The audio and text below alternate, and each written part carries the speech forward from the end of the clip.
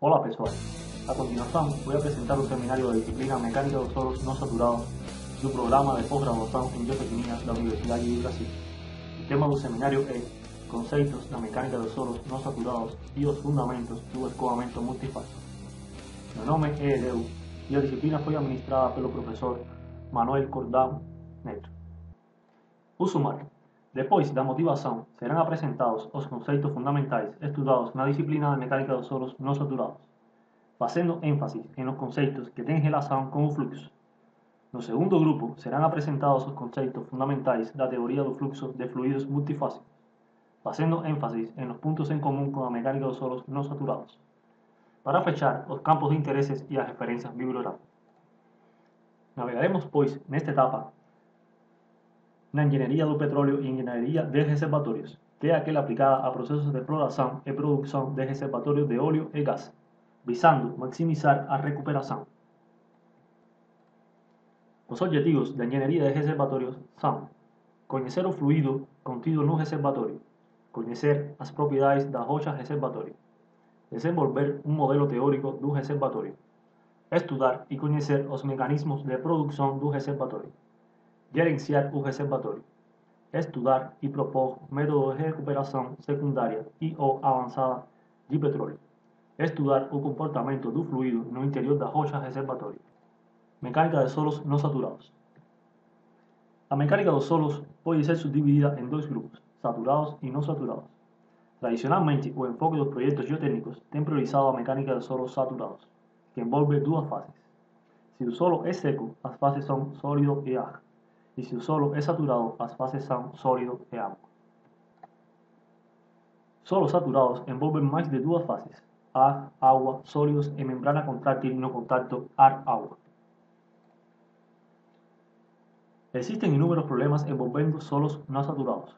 Cada um desses problemas levantam uma série de questionamentos, por exemplo, barragem de terra, como variações da pressão do ar afetam a estabilidade, como o desenvolvimento das propressões, estruturas de contenção, quais são os valores de impulso ativo e passivo em solos não saturados, taludes naturais sujeitos a variações ambientais, como variações na sucção interferem na estabilidade, a infiltração da água altera a posição da superfície de ruptura, fundações em solos expansivos e colapsíveis. O solo expansivo é um material não saturado, que sofre inchamento quando umedecido. O solo colapsível tem uma estrutura metastável e apresenta comportamento oposto ao solo expansivo. O solo laterítico pode apresentar colapsividade. A porosidade é a relação entre o volume de vazio e o volume total. A permeabilidade depende do meio poroso e do fluido que percola o mesmo. Distribuição da poropressão. A distribuição da poropressão é função das condições ambientais e do nível de água. Consequentemente, a sucção varia com o tempo. Em épocas de seca, há um aumento da sucção com virtude da taxa de evaporação. Em épocas de chuva, há diminuição de sucção, pois acontecem os processos de infiltração. Capilaridade de solos. As condições nas superfícies do terreno afetam o perfil de sucção. A taxa de evapotranspiração também altera a distribuição de sucção e ser efeito depende do clima, do tipo de vegetação e a profundidade das raízes. O fenômeno da capilaridade é a ascensão de fluidos através de tubos capilares vazios. Um tubo capilar numa superfície líquida forma um menisco. A concavidade de um menisco na direção do fluido indica que a pressão no interior do tubo é inferior à pressão atmosférica. O fenômeno é consequência da tensão superficial, que ocorre entre as interfaces líquido-gás. A altura da ascensão capilar é inversamente proporcional ao diâmetro do tubo. É importante dizer que a água livre não pode suportar tensões negativas acima de 100 kPa, pois ocorre cavitação. Efeito da vegetação. A presença de vegetação pode gerar sucções de até 1000 a 2000 kPa. Sucção. Sucção é um dos conceitos mais importantes em mecânica dos solos não saturados. Em solos não saturados, a água preenche parcialmente os vazios e as tensões no fluido são negativas, denominadas sucção, e apresentada pelo símbolo. É atribuída a forças capilares. As forças de absorção também contribuem à existência de pressões negativas. Ambas forças, capilares e de absorção, atraem as partículas, resultando numa pressão abaixo da atmosférica.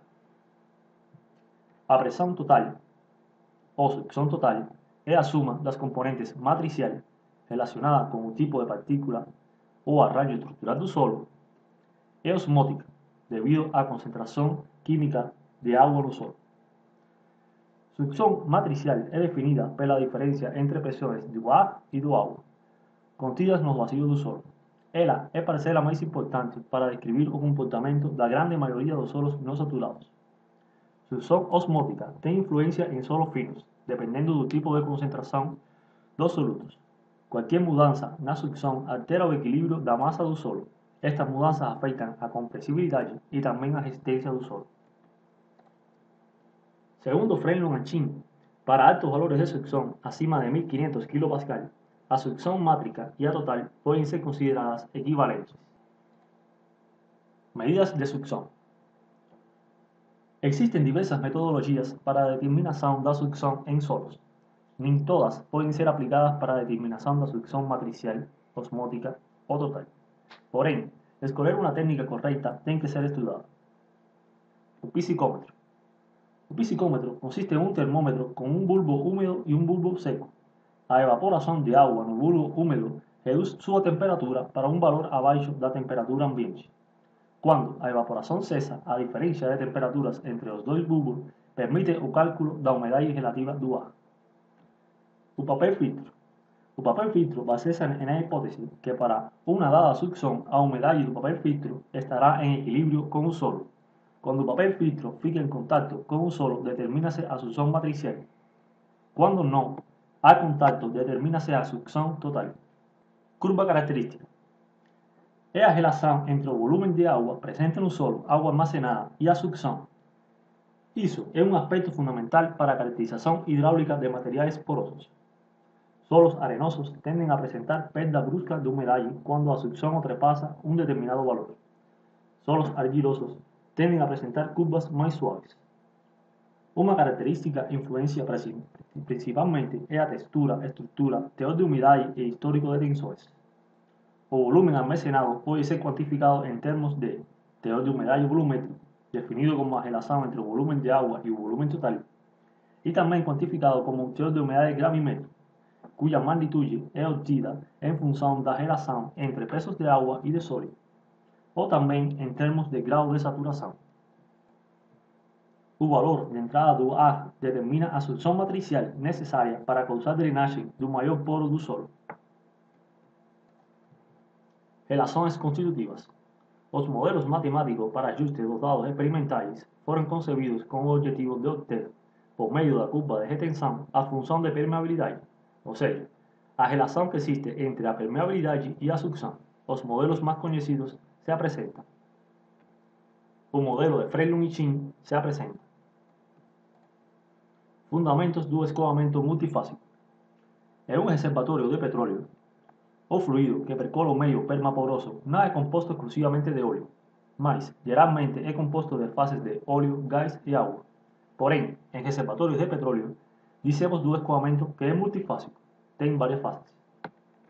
Estudando-se as condições do fluido, para generalizar os conceitos clássicos da mecânica dos solos não saturados para a área de geotecnologia e energia, é preciso um entendimento físico da tensão superficial, ângulo de contato, pressão capilar, solubilidade, nucleação.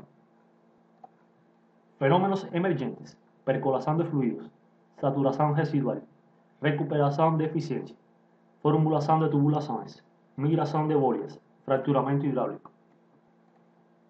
Porosidade em rocha.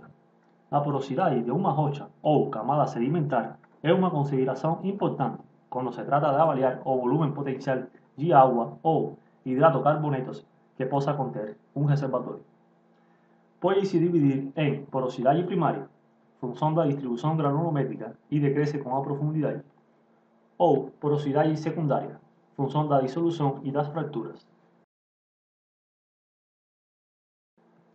Saturação residual de óleo, por exemplo, é a saturação de óleo que permanece nos poros após o deslocamento. Molabilidade é a tendência de um fluido de se aderir à superfície de um sólido, em presença de outros fluidos imiscíveis. O convênio para medir dita tendência é através do ângulo de contato. Isso é importante por o fato de que a distribuição dos fluidos no reservatório é função da molabilidade. Geralmente distingue-se uma fase moliante, usualmente a fase aquosa, é onde o fluido encontra-se aderido à rocha. Outra fase não moliante, usualmente a fase orgânica, óleo e gás. Debido a forças atrativas, as fases moliantes tendem a ocupar os poros menores, enquanto as fases não moliantes ocupam os poros e canais mais abertos. Nas imagens se observa um sistema maleável à água e um sistema de superfície de rocha de molabilidade mista. Pressão capilar. A pressão capilar entre dois fluidos imiscíveis pode ser interpretada como uma pressão a ser exercida por um fluido não moliante para que ele penetre em um capilar, deslocando a um fluido moliante, que inicialmente ocupava o capilar. A pressão capilar pode ser calculada pela equação de Laplace. O deslocamento do fluido nos poros de um meio poroso é auxiliado ou dificultado pela pressão capilar. Porém, para manter um meio poroso parcialmente saturado com uma fase não moliante, é necessário manter a pressão deste maior do que a fase moliante. Curva de pressão capilar. A pendiente da curva de pressão versus saturação está relacionada com a distribuição do tamanho dos poros. Se a curva é mais horizontal, a distribuição de poros é mais uniforme. Histérese da pressão capilar. Processos de drenagem e imbibição. O drenagem é quando o fluido não moliante desloca o fluido moliante. Imbibição é quando o fluido moliante desloca o fluido não moliante. Como já sabemos, a pressão de desplazamento que tem-se que aplicar para forçar o fluido não moliante na rocha depende da maleabilidade e do tamanho dos poros. Eficiência de deslocamento. Está relacionada com a saturação de óleo residual e representa a fração de óleo móvel recuperado. Na imagem se mostram as saturações de petróleo e água no meio poroso. Em uma segunda etapa de movimento de petróleo para o poço produtor, ou seja, extração, acontece baixo um processo físico de varrido do petróleo na direção do poço por outras duas fases, gás ou água. Por isso, estuda-se esta etapa do fluido como bifásico. Este processo é quantificado como a eficiência no deslocamento durante a recuperação. Veamos exemplos de deslocamento do petróleo a nível de poros de rocha. Primeiro, com as saturações originais do petróleo e água. Deslocamento de petróleo por gás. O gás se move geralmente por o centro do canal, porém o deslocamento é ineficiente e a recuperação baixa. Deslocamento do petróleo por água. O desplazamento é tipo pistão, mais eficiente, principalmente devido a que a rocha está originalmente molhada por água e a água é mais viscosa e menos móvel do que gás. Permeabilidade é a capacidade de formação de transmitir fluidos. Em reservatórios, geralmente a permeabilidade é muito anisotrópica. Fatores que afetam permeabilidade. A medida da permeabilidade é afetada por a heterogeneidade do reservatório. O testemunho não é representativo. A permeabilidade pode ser afetada pelo corte do testemunho, comum em amostras contendo argilas. A parcialidade na amostragem para medição é a tendência a selecionar as melhores partes do testemunho para o análise. Permeabilidade relativa.